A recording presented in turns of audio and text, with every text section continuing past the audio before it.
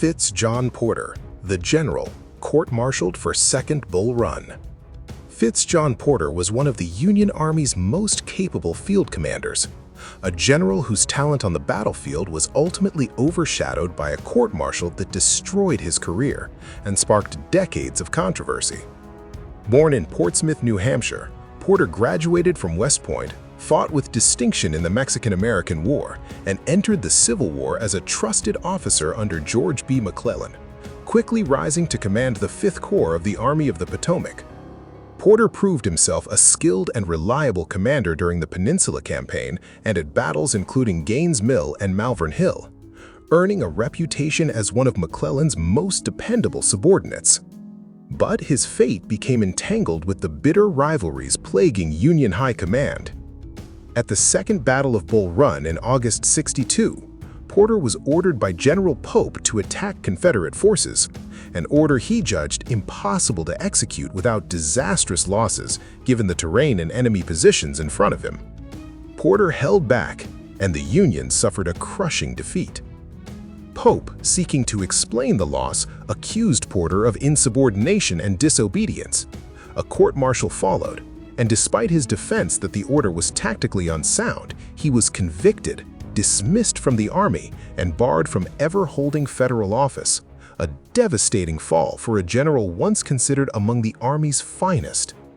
Porter spent decades fighting to clear his name, and in 1879, a formal military board finally reviewed the case and vindicated him, concluding his original judgment had been correct. President Chester Arthur reinstated his rank in 1886, though the honor came far too late to restore the career the war had taken from him. Today, Porter is remembered as a talented commander undone not by the enemy, but by the political warfare within his own army's leadership. Irvin McDowell, the commander who lost the war's first battle. Irvin McDowell carries a unique and unenviable distinction in American history. He was the general who led Union forces into the war's first major battle and lost. Born in 1818 in Columbus, Ohio, McDowell graduated from West Point, studied military tactics in France, and built a career largely in staff and administrative roles rather than field command, experience that left him thoroughly capable on paper but untested in the chaos of actual battle.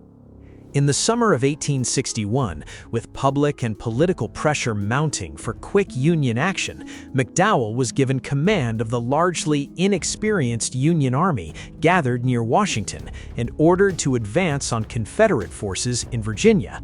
The result was the First Battle of Bull Run in July 1861. McDowell's plan was sound, in theory, a flanking maneuver designed to catch Confederate defenders off guard, but poorly trained troops on both sides struggled to execute complex movements, and Confederate reinforcements arriving by rail turned the tide. The Union advance collapsed into a chaotic retreat back toward Washington, shattering illusions of a short war. McDowell was quickly replaced by George McClellan, though he continued serving in subordinate roles, commanding a corps under John Pope during the Second Battle of Bull Run in 1862, another Union defeat that further damaged his reputation. Questions about his conduct in that battle led to a formal military inquiry, though he was ultimately cleared of wrongdoing. McDowell spent the remainder of the war in administrative and departmental commands far from major combat, never again leading troops in a significant battle. Today, McDowell is remembered less for skill or failure on the battlefield and more as a symbol of the Union's early unpreparedness, a competent officer thrust into an impossible position at a war nobody yet understood how to fight. Edward Otho Cresap Ord, the general who nearly trapped Lee's army. Edward Otho Cresap Ord was a steady, battle-tested Union commander whose contributions in the war's final campaigns helped seal the Confederacy's collapse, even as his name remained overshadowed by more famous colleagues. Born in 1818 in Cumberland, Maryland, Ord graduated from West Point and spent decades in the pre-war Army, serving in coastal artillery and frontier campaigns before the Civil War elevated him to major command.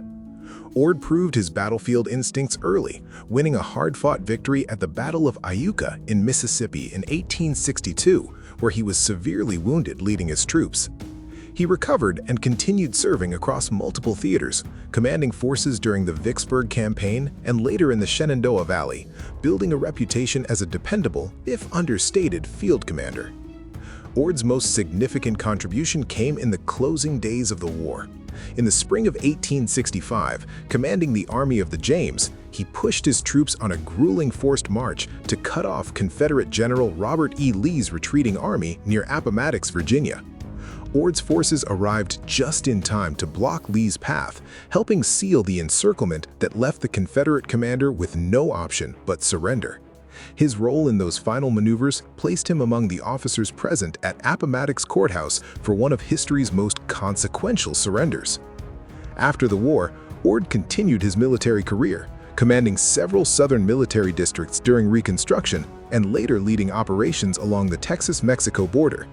Today, Edward Otho Cresap Ord is remembered as one of the unsung architects of the Confederacy's final defeat, a general whose relentless final push helped ensure Robert E. Lee's army had nowhere left to run. Francis C. Barlow, the Harvard lawyer who became a fighting general. Francis Channing Barlow was a Harvard-educated lawyer who traded the courtroom for the battlefield and emerged as one of the Union Army's most aggressive and effective combat commanders. Born in 1834 in Brooklyn, New York, Barlow graduated first in his class from Harvard College, practiced law briefly in New York City, and enlisted as a private just one day after marrying his wife, Arabella, when the Civil War began, an unusual entry for a man with no prior military training. Barlow's rise was extraordinarily fast. Within a year, his fearless leadership and tactical sharpness in battles like Antietam earned him rapid promotion to brigadier general. He became known for his demanding discipline and relentless drive, pushing his troops hard but leading from the front himself in nearly every engagement. At the Battle of Gettysburg in July 1863, Barlow was severely wounded and captured while defending a hill that would later bear his name, Barlow's Knoll, an injury so severe that Confederate soldiers believed he would not survive. He did survive and remarkably returned to command within a year, leading troops through the brutal overland campaign of 1864, including the fighting at Spotsylvania Courthouse, where his division captured an entire Confederate division in a single assault, one of the most decisive tactical successes of the campaign. Tragedy struck later that year when his wife, Arabella, who had served as a nurse throughout the war, died of typhoid fever. Barlow continued serving until the war's end, present for the final campaigns that led to Lee's surrender. After the war, Barlow returned to law, serving as Attorney General of New York and helping expose the corrupt Tweed ring in New York City politics. Today, Francis Channing Barlow is remembered as a general whose intellect and fearlessness made him one of the war's most formidable combat leaders. Emory Upton, the tactician who rewrote how the Army fought. Born in 1839 in Batavia, New York, Upton graduated from West Point in 1861 just as the war began and quickly proved himself an exceptionally sharp military mind, rising through the ranks with remarkable speed, even as a very young officer. Upton's defining moment came at the Battle of Spotsylvania Courthouse in May 1864. Frustrated by the failure of traditional, slow, spread-out assaults against entrenched Confederate positions, Upton proposed a radical new tactic, a narrow, densely packed column of troops charging quickly and directly at a single weak point in the enemy line, breaking through before defenders could reload. On May 10, 1864, he led 12 regiments in this experimental assault against the Confederate Muleshoe salient. The attack broke through the Confederate line, a stunning tactical success, though lack of reinforcement forced Upton's men to retreat. Ulysses S. Grant was impressed enough to promote Upton to brigadier general on the spot, and the same tactic was used just 2 days later in a larger, even more consequential assault on the same position. Upton continued to lead with distinction for the rest of the war, commanding cavalry in the Western Theater during the war's final months, including successful raids into Alabama and Georgia.